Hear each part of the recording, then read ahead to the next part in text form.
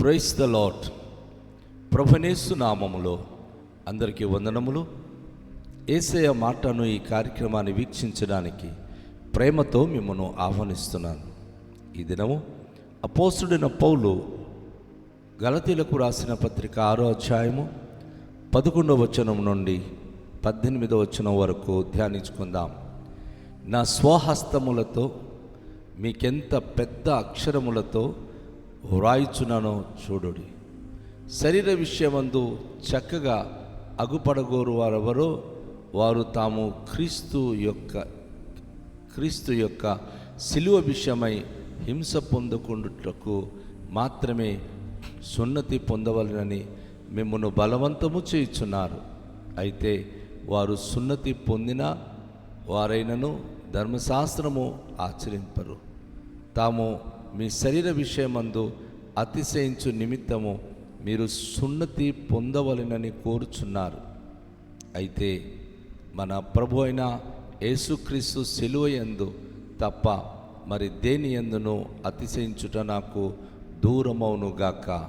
దాని వలన నాకు లోకమునకు నేనును సిలువ వేయబడి ఉన్నాము. క్రొత్త సృష్టి పొందుటయే గాని సున్నతి పొందుటయందేను లేదు, పొందకపోవటయందేమీయూ లేదు.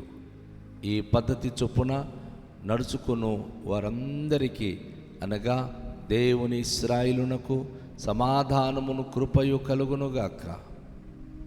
నేను యేసు యొక్క ముద్రలు నా శరీరమందు ధరించి ఉన్నాను.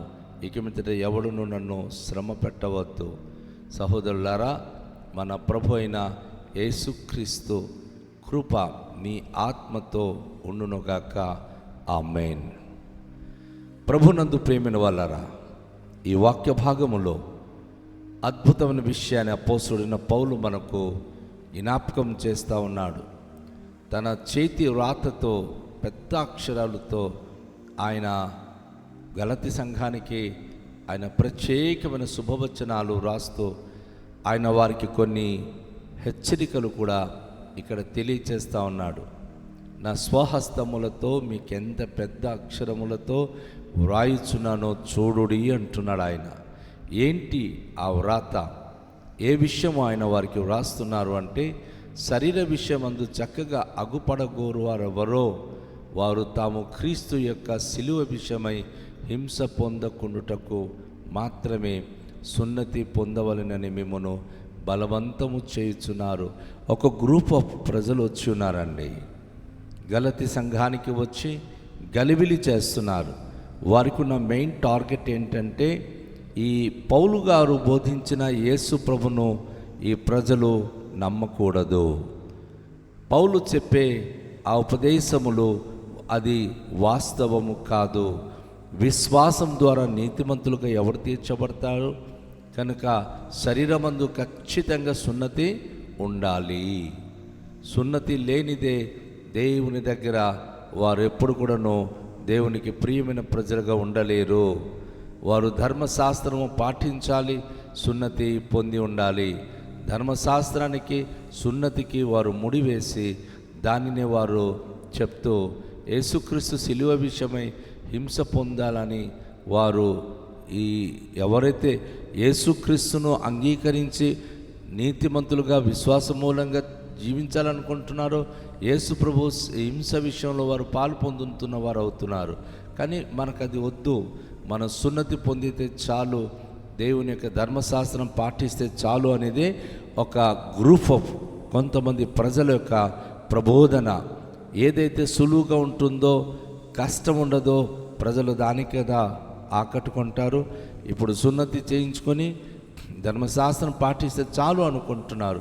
కానీ వాక్యం మనకి ఏం చెప్తుందంటే, ఆ బోధించేటటువంటి వ్యక్తులు అయితే వారు సున్నతి పొందిన వారైనను ధర్మశాస్త్రం ఆచరింపరు. ఏమండి, ధర్మశాస్త్రం లేకుండా నీతివంతులం అయిపోతామంటే అది అసంభవం అండి. అది జరిగేది కాదు. తాము మీ శరీరమందు అతిశయించు నిమిత్తము మీరు సున్నతి పొందవాలని కోరుచున్నారు అని మేము ఇంతమందికి సున్నతి చేశాం, మా ద్వారా ఇంతమంది సున్నతి పొందారని వాళ్ళు గొప్పలు చెప్పడానికే ఆ సున్నతి గురించిన పద్ధతి మీ దగ్గరికి తెచ్చి వారు బోధిస్తున్నారే తప్ప వారు ఈ సున్నతి పొందిన వారు ధర్మశాస్త్రంలో ప్రతి మాటలు పాటించేవారే ఉండాలి. కానీ ధర్మశాస్త్రం మాత్రం వాళ్ళు ఆచరించట్లేదు, పాటించట్లేదు. కానీ శరీరంలో సున్నతి మాత్రం ఇంపార్టెంట్ అని బోధిస్తున్నారు. అది చాలా తప్పు. అపోస్తలుడు పౌలు అంటాడు, అసలు సున్నతి పొందుట కానీ పొందకపోవటం కానీ మనకేమీ లేదు అని ఆయన సున్నతి గురించి ఆయన కొట్టివేస్తున్నాడు. అయితే మన ప్రభు అయిన యేసుక్రీస్తు సిలువ యందు తప్ప మరి దేని యందును అతిశయించుట నాకు దూరమవు గాక, దాని వలన నాకు లోకమునకు నేనును సిలువ వేయబడి ఉన్నాము. ఆయన ఎంత కఠినమైన పదాలు వాడుతున్నాడంటే, యేసు ప్రభు వారి యొక్క సిలువ తప్ప మరి నాకు ఎందులో అతిశయం లేదు. యేసయ్య సిలువ మీద చనిపోయి ఆయన నాకు ఆ యొక్క అద్భుతమైన నీతిమంతులుగా తీర్చున్నాడు. నేను ఇప్పుడు శరీరంలో సున్నతి పొందాల్సిన అవసరము లేదు. ఈ సున్నతికి బదులుగా యేసు ప్రభువారు కలువరి శిలువపై ఆయన బలియాగమయ్యాడు. తన శరీరమంతా రక్తసిక్తమైంది. యేసుక్రీస్తు వారు మహాశ్రమాన్ని అనుభవించాడు. అది చాలా గొప్పది. దాని విషయంలో నేను చాలా సంతోషిస్తున్నాడు. ఇక దానికి తప్ప మరొక దానిలో నీతిమంతులుగా తీర్చబడతాననేది నాకు అనవసరం, అది నాకు దూరమవునుగాక.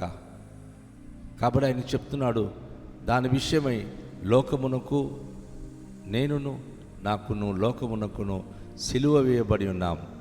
నేను ఇష్టానుసారంగా లోకంలో జీవించడానికి కాదు సుమా. ఒక్కసారి సిలువ వేయబడి ఉన్నానంటే యేసుక్రీస్తును నేను భరించాలి, ధరించాలి, అనుసరించాలి, ఆ ప్రకారంగా బ్రతకాలి.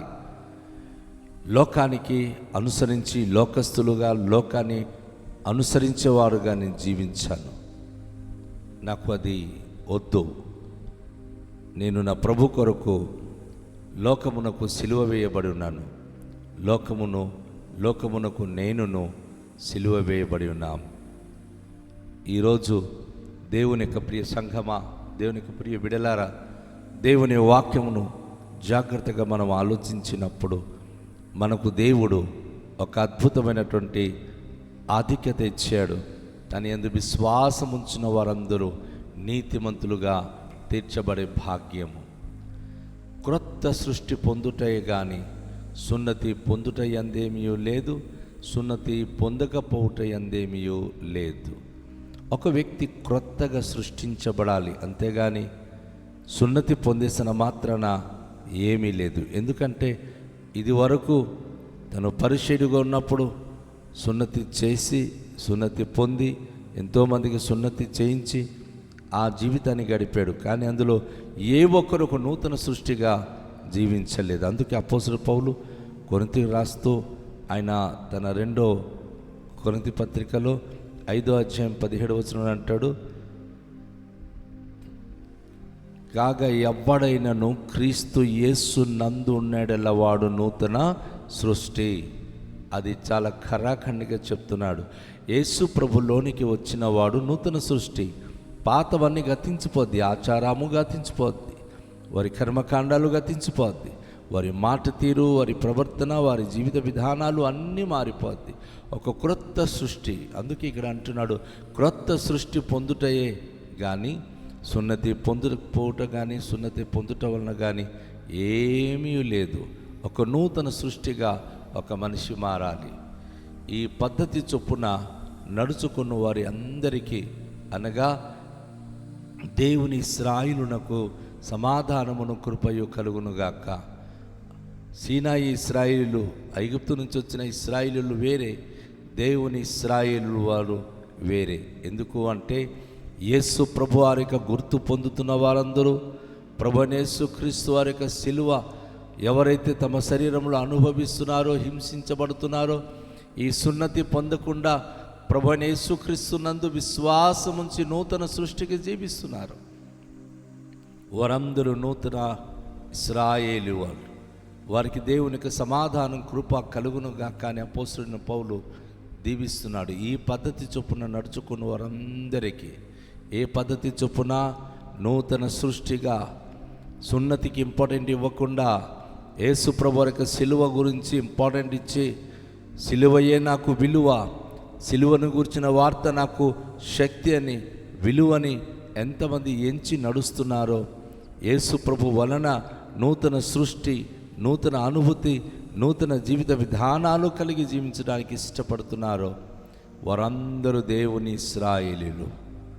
వారికి సమాధానము, కృప కలుగునుగాక అని ప్రభు వాక్యం ద్వారా అపోస్తలుడు పౌలు హెచ్చరిస్తున్నాడు. నేను యేసు యొక్క ముద్రలు నా శరీరమందు ధరించి ఉన్నాను, ఇక మీదట ఎవడు నన్ను శ్రమ పెట్టవద్దు. అపోస్తలుడైన పౌలు యేసుక్రీస్తు యొక్క ముద్రలు అంటే ఏంటి?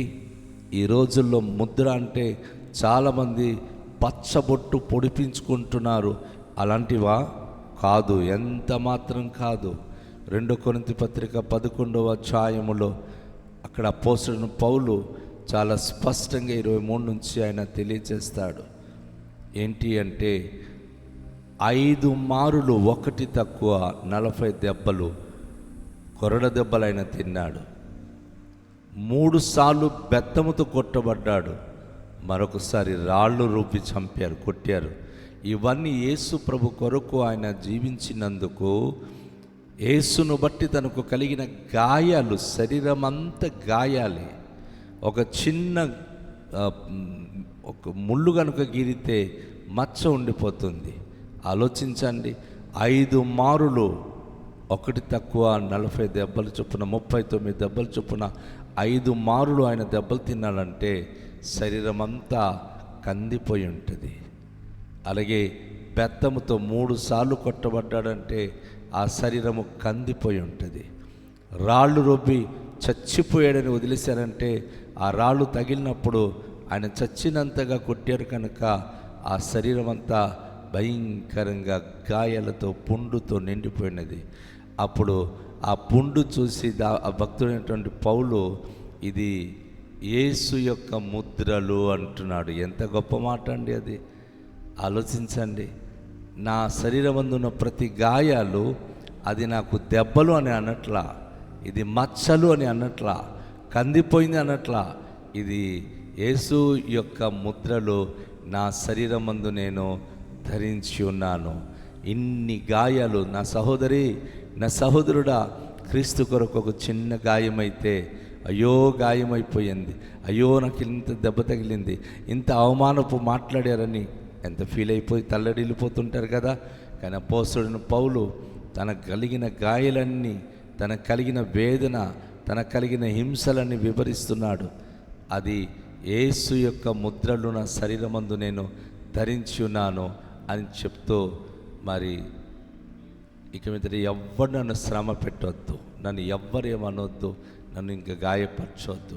సహోదరులారా, మన ప్రభువైన యేసు క్రీస్తు కృప మీ ఆత్మతో ఉండునుగాక, ఆమేన్ అంటున్నాడు. ప్రభువైన యేసు క్రీస్తు వరకు కృప, దేవుని యొక్క సందేశమైన మనందరికీ తోడై ఉండునుగాక. మనము దేవుని యొక్క ముద్రలు కలిగిన వారమై, ఆయనకు మహిమకరంగా జీవించే వ్యక్తులమై, అపోస్తలుడైన పౌలు ఏ రీతిగా అయితే తన గాయాన్ని బట్టి అతిశయిస్తున్నాడో, దేవుని బట్టి, దేవుని పేరట మనకు వచ్చే అవమానం బట్టి అతిశయించు వారమై ఆయనకు మహిమకరంగా జీవించే భాగ్యవంతులై ఉండడానికి ప్రభుయే మనకు తోడై ఉండి నడిపించునుగాక. ప్రార్థన చేద్దాం. దయగల తండ్రి, మీ పరిశుద్ధ నామానికి స్తోత్రాలు.